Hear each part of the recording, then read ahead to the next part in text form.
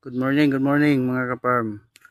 So karon nga adlaw nag last day nako sa pagkandak og spray. Kay wala pa na human akong tigbalot sa ilang area. So ako sang gisprayhan og kaisa. Kay katong una mga ka-farm, na ko learn pag maabot sa schedule siyang spray, kung dili siya ma-sprayhan, sudlon din siya tamasok o kanang tawag nila kuan buti. O amo nang gidipinsahan ko daan, madili-dili siya gamay. Okay ra. Kaya napas lagi natiwas og balot.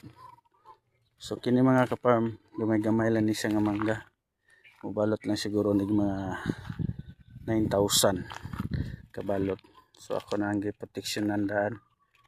Oh. Pero amo na ang mga ka-farm. So nanakoy learn sa mangga. Pag di pa di siya mabalot, spray lang sa hasta nga mahuman siya balot mga ka-farm. Kaya haron dili magsulod ang mga buti sa atong mangga. So mao lang na tips nako sa mga manggiro. Bye bye.